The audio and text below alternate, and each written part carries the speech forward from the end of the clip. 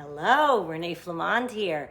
You guys, last video we were talking about jealousy and all that, and I mentioned that one of the ways to handle the jealous antics of a narcissist is to disengage.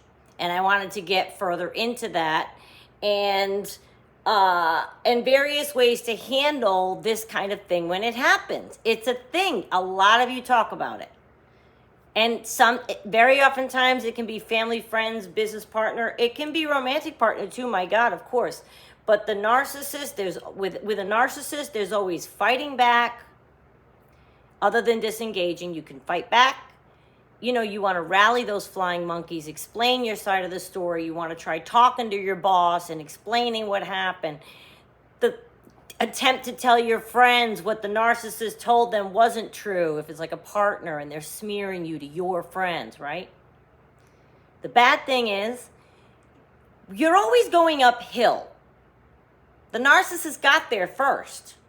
There's a reason, like you're defending yourself. So you're second. The only way to help in the future, stop giving chances for them to manufacture incidents. I'm going to be very careful with my words, but I will explain myself. And those who know, know. Disengaging requires that you no longer give them opportunities to use you for material, to shred you with, to others. Sad. Ever. Don't give it to them. Don't do a phone call. Certainly nothing in writing ever. Oh my God, I learned this the hard way. I'd send long texts to we're talking about romantic partner narcissist now. I'm bouncing around here. But a narcissist is a narcissist. Long texts, long emails. Why? So he had fodder to show somebody else I'm crazy. You want to say your piece? Look at me, I'm jumping around again. Don't give them anything in writing ever. If you're deep in a fight with somebody, you want to have it out, make it face to face. And make sure they're not recording you. I knew somebody that did that, recorded the person without the person knowing. So of course what happened? The person recording behaved like perfectly, and then the other person didn't know. It's a disaster. But a narcissist will do anything to prove their case that you're mean or that you are what they say. So they provoke you, they turn on a tape. I'm telling you, I would make sure there's a witness. That's where I'm going with this. I would always make sure that there's a witness. And because sometimes you have to be in their company again, especially if it's like a peripheral one, they're in your circle of life, right? Don't be alone with them even for a second. They will tell a lie about what transpires if you're alone 60 seconds with them. Happened to me. They'll use that lie that they're telling about what transpired when suddenly the two of you were alone and no witnesses. They'll use that as a new round of material with which they can smear you. It's a new thing they can tell everybody. So you have to protect yourself. So, and even with a partner narcissist, I wouldn't put yourself definitely in their company either without someone else there, especially if you've already broken up. I mean, obviously if you've broken up, they want to talk.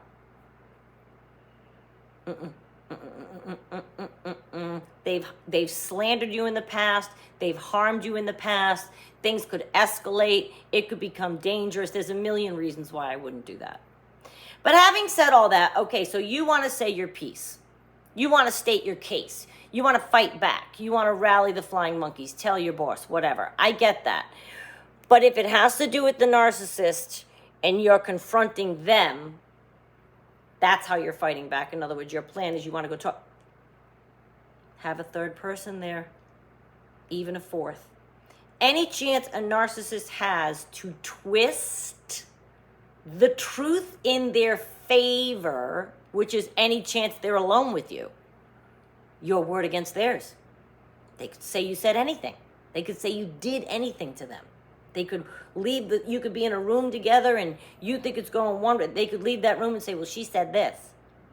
There are certain people around whom I will never be alone again. And it's funny because I broke the rule once for like 10 seconds. And the narcissist had a new lie they came out with that I said during those 10 seconds that they could use for holding their latest of 20 grudges. It becomes comical. It really does when you watch somebody with this dysfunction and the cycle they do to themselves. Because I'm not in any angst.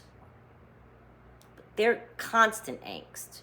And if you want to engage with that and fight with them, they will suck you in more and more and more, and as long as you will allow it. As long as you will allow it. And they use the latest made up thing in their head as the reason for their latest grudge or whatever they're using, whatever they're doing to you, not talking to you, fighting with you, whatever. They're using the latest lie, the latest reason, and the reason is a lie anyway. They make it up. So don't give them the chance. Don't. That's part of what disengaging means. And you know, they probably don't have any evidence that you do anything to them, so they have to manufacture it. They have to make it up. So they make up stuff. When no one else is looking, they slander you. So don't be alone with them. They fight dirty. We talked about that. But protect yourself. That was my point. I kind of went off on a tangent there, but protect yourself is my point. You might say, well, wait a minute. Sometimes we're in a room and they come over to you, walk to the other side. It might look odd and feel odd at first, or, hi, I just wanted to talk to you in the corner for a minute about maybe you had a fight with somebody and now they're in the room with your people. Politely decline or ask someone to come with. I mean it.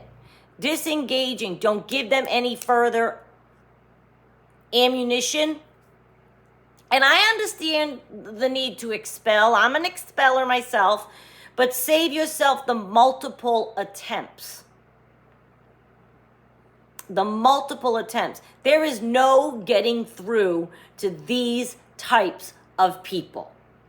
Whatever role they are in your life. There's no getting through. They will never see their fault. No matter how clear it is to you and others around you, if they have made the decision on what went down and they have voiced it, they will never, ever go back on what they voiced, even if they know it's a lie. They will convince themselves that is the truth before they go back on that. And put egg on their face and said they lied about it and you didn't really do what they said you did. I know some of you have had that happen. It's horrible. But God, they put in a lot of effort to try to bother me. Maybe I should be complimented that they would think so highly of me. I wouldn't put in that much effort to bother somebody else. It's a lot of effort. It shows how twisted their jealousy runs of you, that they would go through all of that to bother you. They want you to fight back. The person inflicting harm on you wants you to fight with them. And I'm not saying don't and disengage to win it. That it's not about win or lose. I'm worried about you. Disengaging, not furthering the argument, the discussion, the fight, bowing out. It saves you from a lot of strife. Don't engage. Disengage. The amount of heated arguments you could save yourself if you were to disengage is probably, I don't even think we could count it. Because they will, like I said, continue the fight for as long as you'll allow. They like it. The dissension. Maybe they're holding a grudge. Maybe it's the person that argues with you every time you see them. Maybe it's the person that picks on you every time they can. Maybe it's your partner narcissist and they're smearing you. When it comes to all of this, the best way to cope is to disengage. You want to say the last thing? Sure, all right, then. Say the last thing. I would still try to have a friend there or a witness. You say the last thing, and then you cut off any new material. That's it. And when we talk about fighting back as a different way to go, I've done that too. Many times. And it always comes back to the same spot of me being slandered again. With the partner narcissist, when I fought back, it always came back to the same spot of me screaming and crying and being hurt and shocked. It never brought me, fighting back never brought me to a place of peace and resolution. It only brought me anger and more pain, and things are said during the fight and then it escalates. It's never good. Fighting back has been my go-to. And I've learned it's never good. It never lands well. Ever. I've never seen it be, now I've seen discussions happen. If there's someone that you have something with and you want to discuss it with them and they're a non-disordered person, you can have a 4-hour disagreement with a normal, and it never escalates. I'm not saying we can't have those debates, whatever, but it gets ugly. It gets ugly with a narcissist. And how you can handle it best for yourself is what I'm concerned with. I don't want you escalating your blood pressure. I don't want you crying all night. Because the longer you fight with them, they just keep coming out with uglier and uglier and uglier stuff. So the longer you fight with them, the more you're getting. Well, I've always worried about you. I'm not really worried about the narcissist. But you're taking on all that shrapnel. And what is that doing? It's beating you down further and further and further. Disengaging, I have found, it's very difficult, but I have found it's brought me the most peace and the greatest satisfaction. I feel proud and proper that I done what I could in the constructive way that I could, and that's how I left something, and that I won't engage anymore. So I feel like in doing that, I know some of you have people in your life that constantly yap about you. They're going to be telling like 20-year-old stories. Don't give them a new 30-second clip of alone time where they can walk away and say, well, she said this. You didn't hear her when we were around the corner. You didn't, whatever the case. I think disengaging saves us from a lot of mental torture that we put ourselves through. You know the person you're dealing with is dysfunctional. You definitely know that. And if you're on this channel, you definitely even know what their dysfunction is. So you know talking to them is not going to get you anywhere. They're never going to see, ever. I know what you said made sense. I know you came with graphs. I know you were really trying to make your point and you don't understand how they can't admit that they see it too. All of that I know. They may know it too, but they won't really because they have a concept of their own of the story. But even if they saw your point, they're not going to say it. And even if they say it to shut you up and stop the argument, oh, can we just put it in the past? All right, fine, you're right, whatever, however it goes down, they still don't really see it. It'll come out in other ways. They'll minimize it in a subsequent conversation. They'll go back to their original way of looking at it in a subsequent conversation. They're placating you. That can happen. But I want you to understand that when you fight back, it always lands in an uglier place.